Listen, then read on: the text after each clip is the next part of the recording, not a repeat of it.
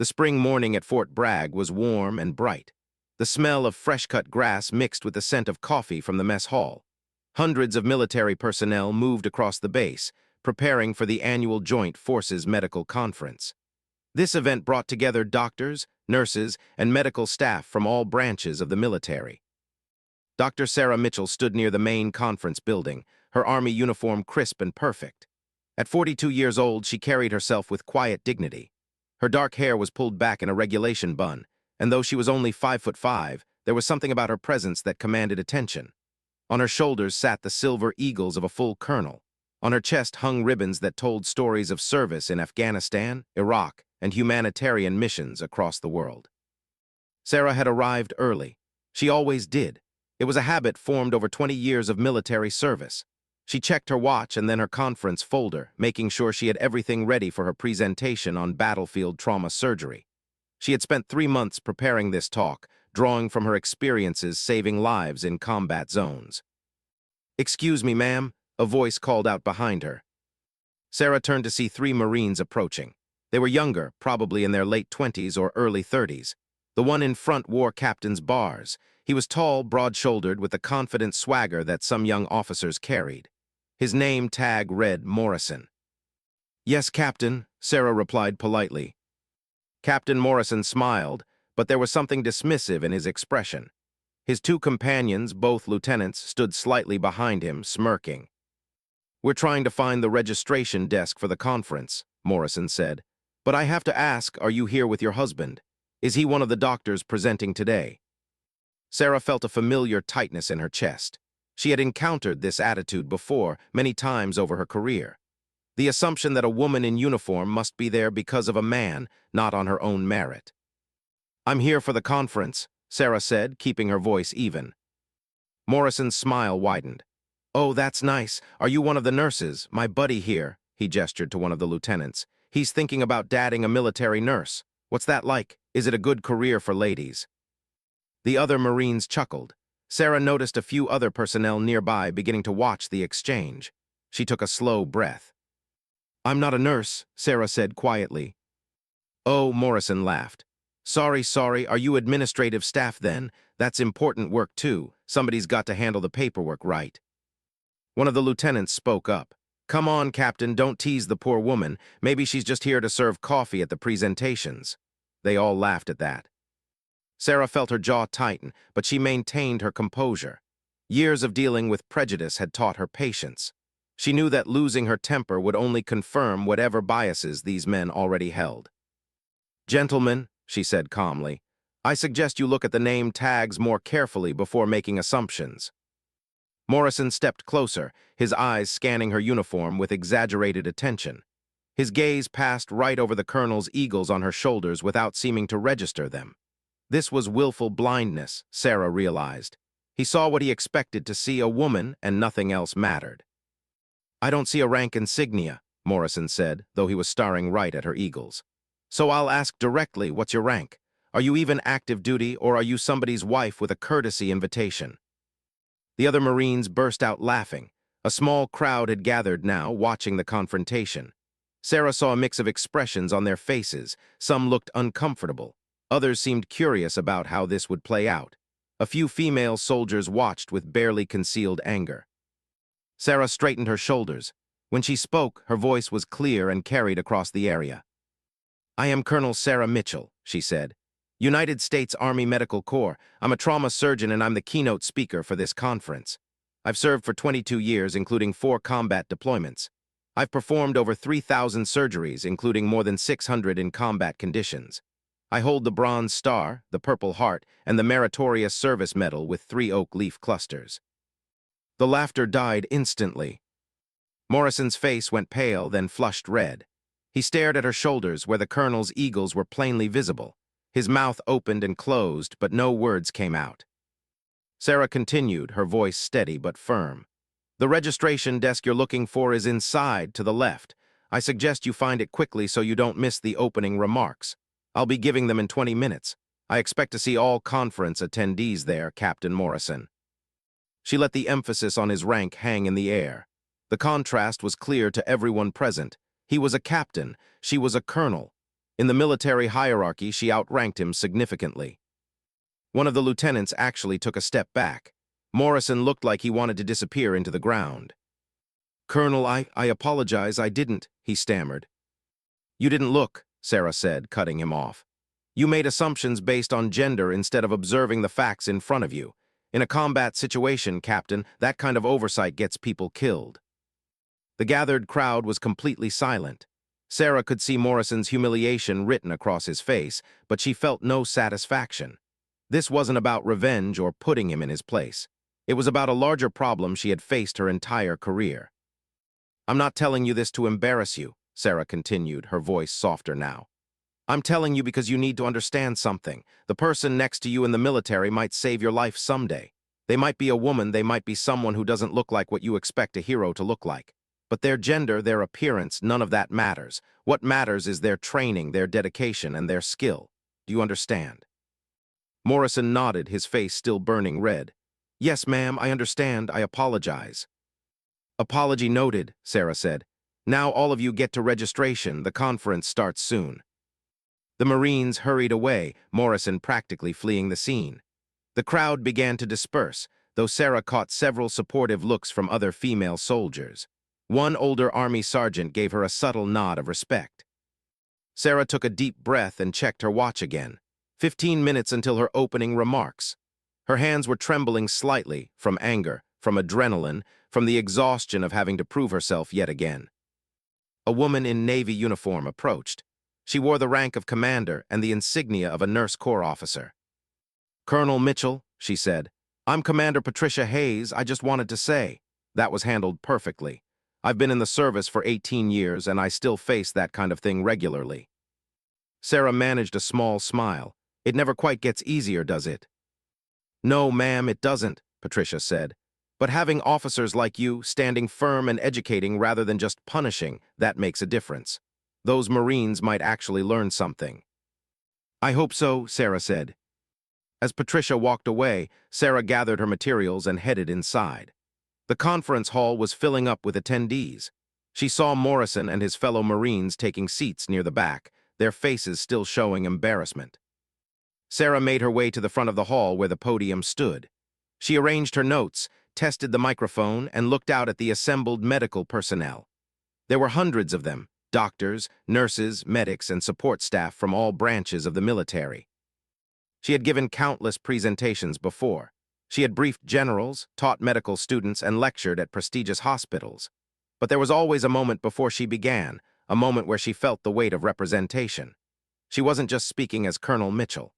She was speaking as a woman in a field still dominated by men, in a military structure that sometimes struggled to see beyond gender. The conference coordinator gave her the signal. Sarah stepped up to the microphone. "Good morning," she said. "I'm Colonel Sarah Mitchell, and I'm honored to be here today."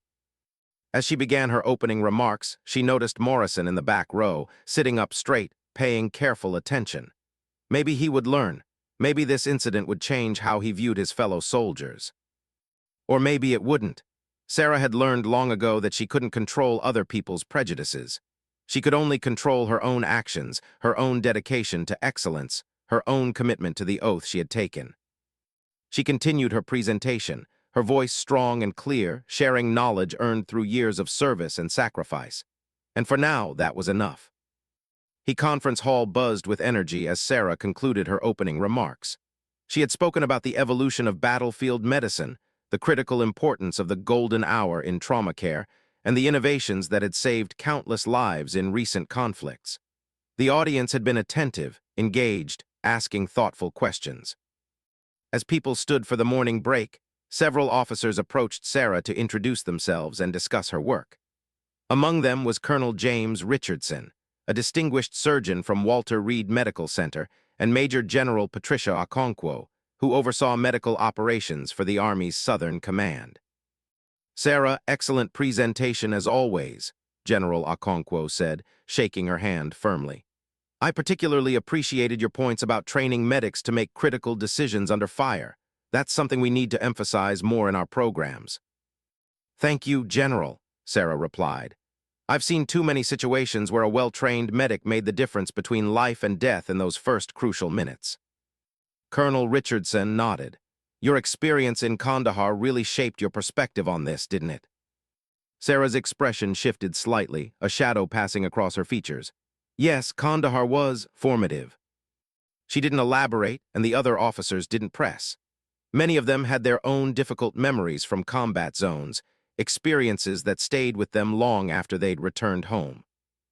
As the crowd thinned, Sarah gathered her materials and headed to the breakout session room where she would lead a smaller workshop on advanced trauma techniques. The hallways of the conference center were filled with military personnel in various uniforms: Army green, Navy whites, Air Force blues, and Marine Corps dress. She turned a corner and nearly collided with Captain Morrison. He stopped abruptly, his face immediately reddening. "Colonel Mitchell," he said, snapping to attention. "Ma'am." Sarah paused. Up close, without the bravado and the audience of his peers, Morrison looked younger than she'd initially thought. There was uncertainty in his eyes now, genuine discomfort. "At ease, Captain," Sarah said. Morrison relaxed slightly but still looked deeply uncomfortable. "Ma'am, I want to apologize again for this morning. There's no excuse for my behavior. I was disrespectful and unprofessional." Sarah studied him for a moment. The apology seemed sincere, not just the required military courtesy. "Captain Morrison, can I ask you something?" Sarah said. "Yes, ma'am." "Why did you assume I wasn't an officer? And please be honest." Morrison hesitated, clearly struggling with the question. Finally, he said, "I guess.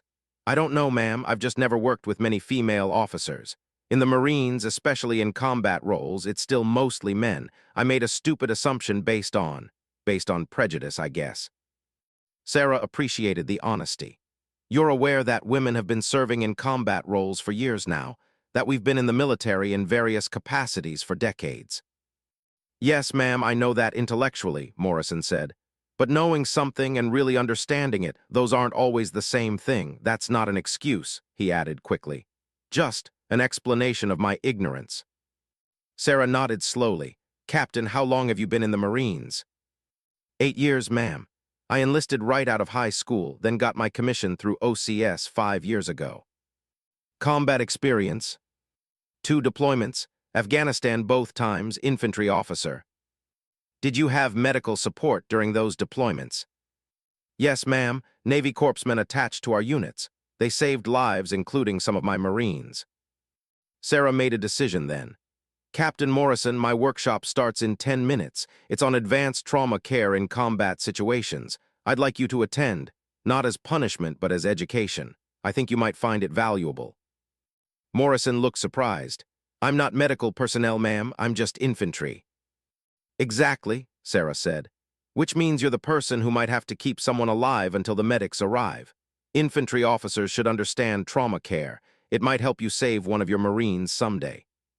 "Yes, ma'am," Morrison said. "I'll be there." Sarah gave him a curt nod and continued down the hallway.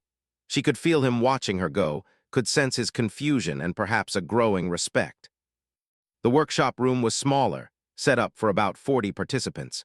Medical personnel from all services filed in, taking seats around the demonstration tables.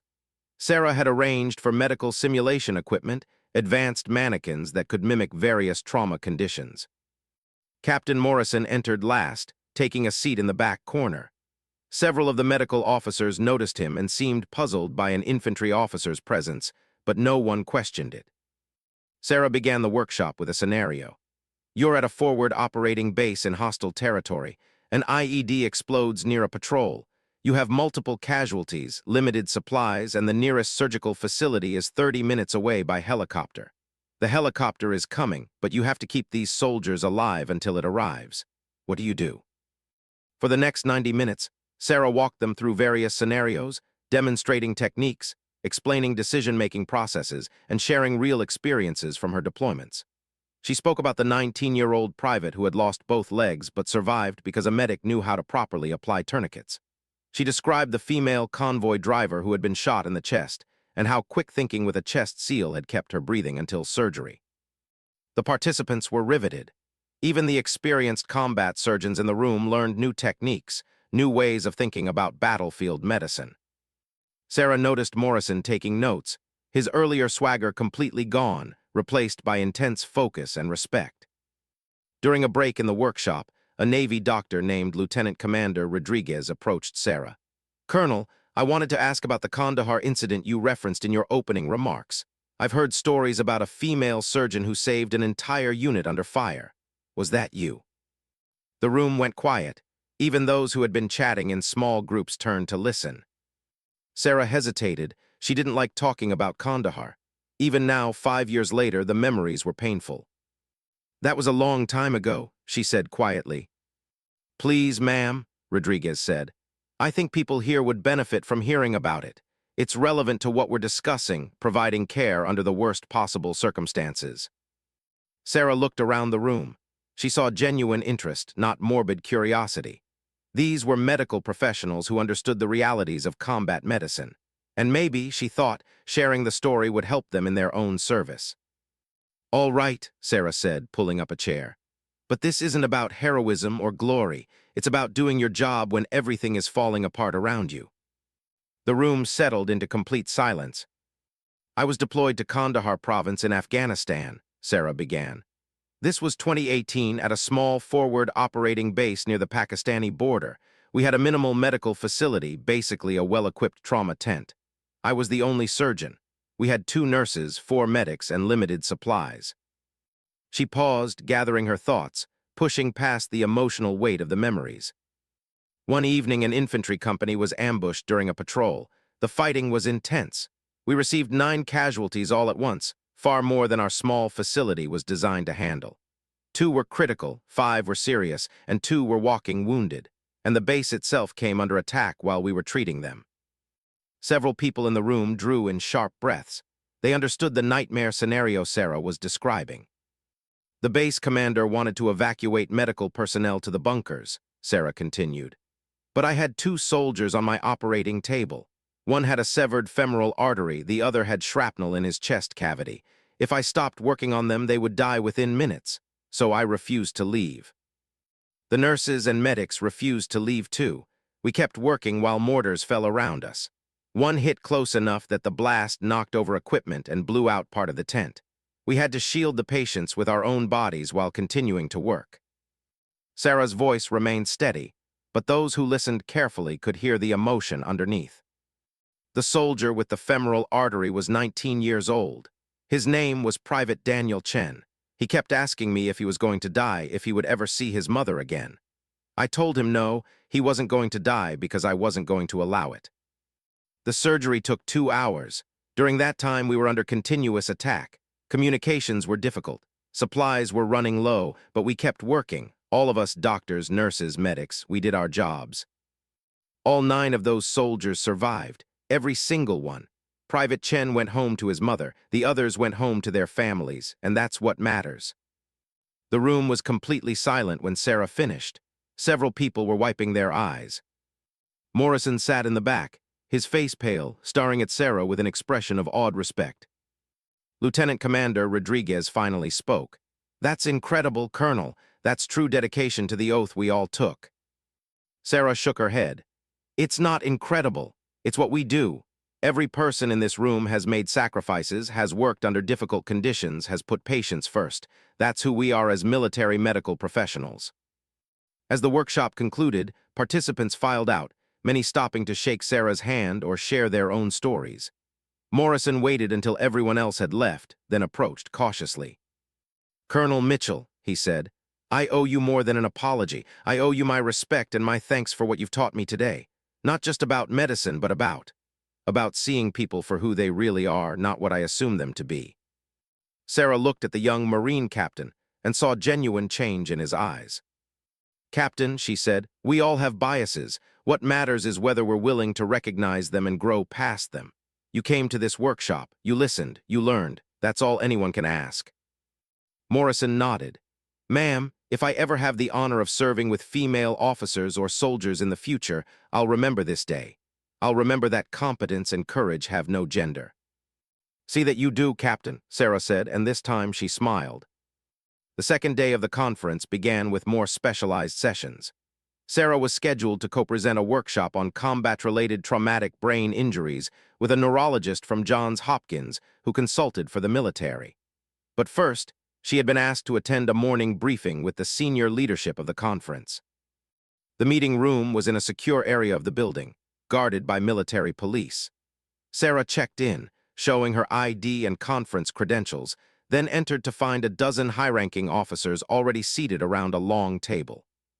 General Okonkwo was there, along with the Surgeon General of the Army, the Chief of Navy Medical Corps, and several colonels and brigadier generals from various branches.